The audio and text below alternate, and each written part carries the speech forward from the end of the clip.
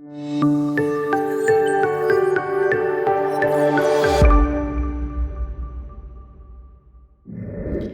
guys, welcome back to my channel. Today I'll be teaching you how to make gingerbread cookies. Start by taking 1 cup of brown sugar and 2 sticks of softened butter. You can quickly do this by sticking the butter in the microwave for about 20 to 30 seconds.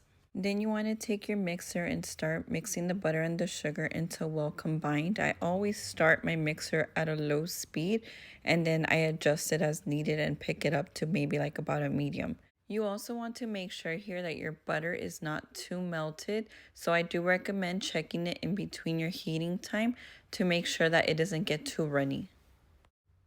Once you're done mixing this in the same bowl, you want to add 1 egg and 1 cup of molasses. Personally, I do not like the way molasses smells, but the great thing is that if you bake the cookies well, you won't even taste it. But you will definitely taste it if your cookies are underbaked. So if you taste something ugly, then you know that your cookies are not done. Add 1 tablespoon of your apple cider vinegar into the same mix.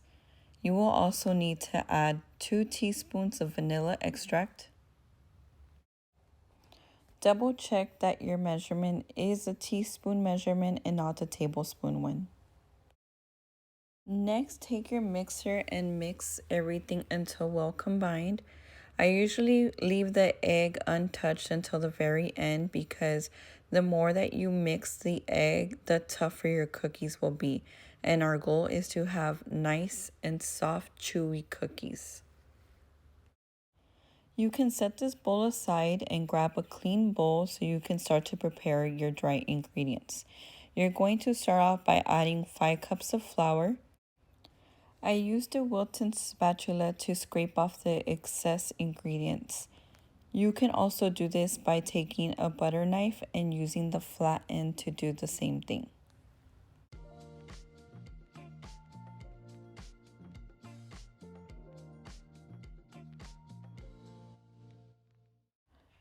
Add 1 teaspoon of baking soda.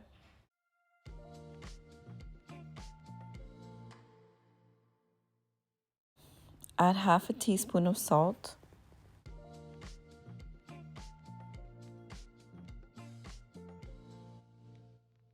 One tablespoon of ground cinnamon.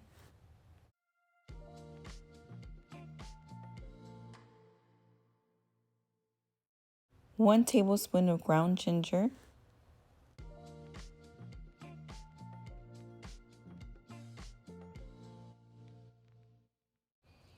1/2 teaspoon of ground allspice.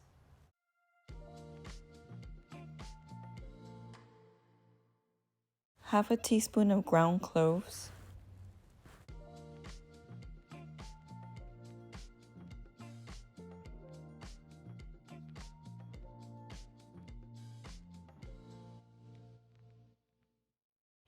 And lastly, 1/4 of a teaspoon of nutmeg.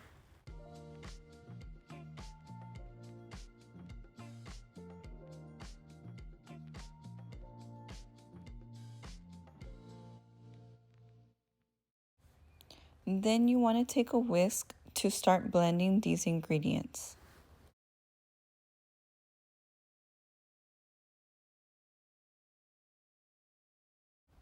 Once you are done whisking, you can pour your dry ingredients into the first liquid mixture that you prepared in the beginning. Then take your handheld mixer or any other mixer that you have. I do have the smaller KitchenAid mixer, so it is not as powerful as the countertop ones, but you can always take a spatula and use it as needed. I did use mine a few times to scrape off the edges and to fold the cookie dough inward. Now that your cookie dough is ready, take some cling wrap and cover the bowl and stick it in the fridge to chill for at least 1 hour.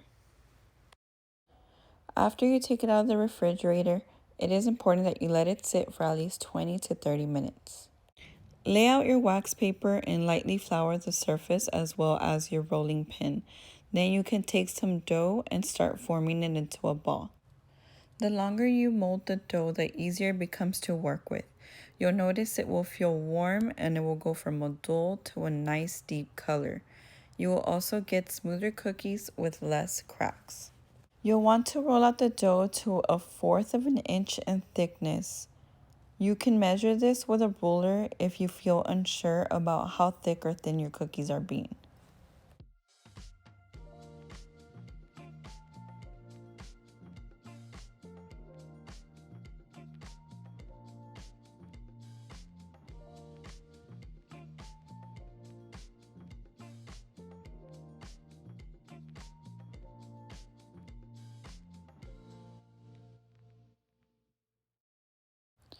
Now comes the fun part. Take your cookie cutter and place it on the dough and start to cut. You can use any shape. I did use the gingerbread man shape here, but we have used also the Christmas trees, the candy canes, snowmen. It doesn't have to be Christmas theme. You can have gingerbread cookies any time of the year. And the fun part is that if you mess up, you can reform your ball and start again. I think it is important to mention that when you're baking your cookies, to make sure that they are all the same size. If they're not the same size, then the baking time will affect some of the cookies.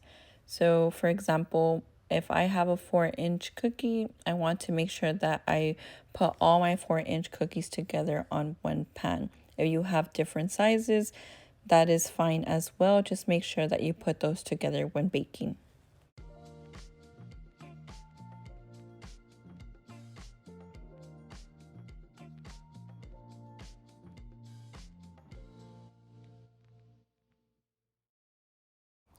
So having used a 4-inch cookie cutter, I was able to fit 8 cookies onto my pan. My pan is an 11 by 17 inch pan. I baked them at 350 degrees for exactly 10 minutes. I removed them from the oven and I let them cool off on the baking sheet for another 5 minutes. And then after that, I transferred the cookies onto a cooling rack. After they have completely cooled off, you have the option to decorate them with icing as well. For those of you who may want to know how many cookies I get out of a batch, I did get 24 cookies out of this batch of the 4-inch. So I really hope you guys enjoyed this video.